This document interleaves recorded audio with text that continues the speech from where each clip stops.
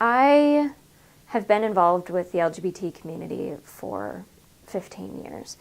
I went to law school to specifically to work with the LGBT community. It has always been sort of my highest passion, and specifically working with the transgender community, a community that is so frequently marginalized, and so often we're seeing violence and harassment and just general discrimination impacting this particularly vulnerable community. Well, I've done discrimination and retaliation in civil rights work, so the discrimination and retaliation as it relates to employment, but I've also done civil rights work for pretty much my entire 18-year career.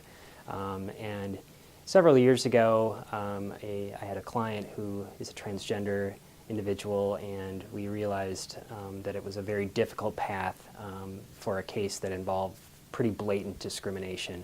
And so it was an issue that I kept on top of, and when another opportunity came to join in some litigation relating to transgender healthcare benefits, I took that, and I think that's how I came to be one of the authors of this book. Starting with the basics, let's talk about what it means when somebody says that they are transgender, because that really is a foundational issue that one can then build upon as you start moving into the legal sphere, and how it is that a person who is transgender is being restricted from these sex-segregated facilities, how we're starting to see the cases pop up.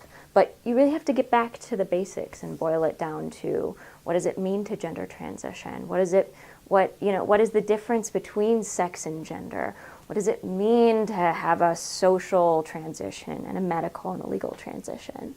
For somebody who is embarking on this journey towards sort of gender transitioning and whatever that looks like for them, or on that journey, part of that process is changing their name and gender marker on a variety of identity documents. And now we all have identity documents. We have birth certificate and driver's license and passports and yada yada. And we all have those. And on those you can see a name and gender marker. So for folks who are gender transitioning, there is a rather complicated process for changing the name and gender marker on that identity document. And you really have to do it document by document. So typically folks will start with a petition for a name change, and they'll go through the name change process with the court system.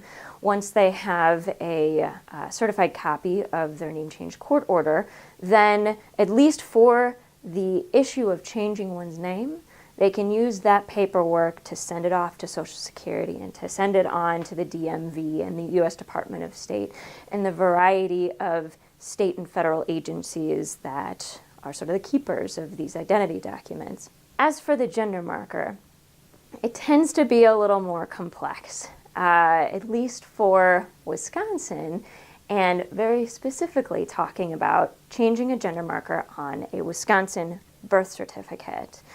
What the law requires is what they call a surgical sex change procedure.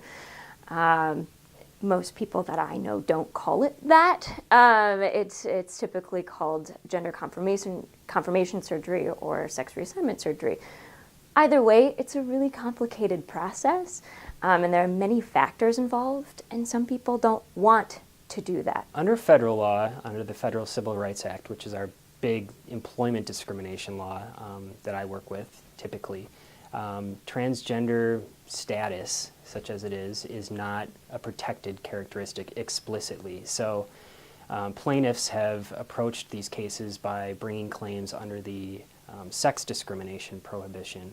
And so you do have to be creative. You do have to, as far as bringing the claims under state law, which is still kind of an uncharted territory right now.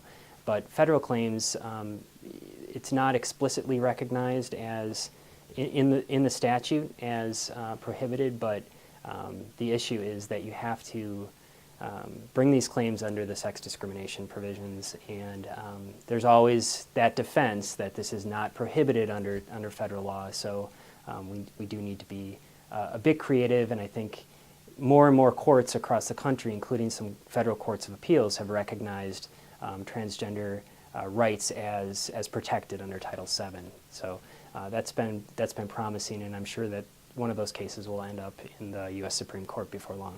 For a long time, it was just assumed by at least employment attorneys that transgender individuals were not protected from discrimination based on that status or that class.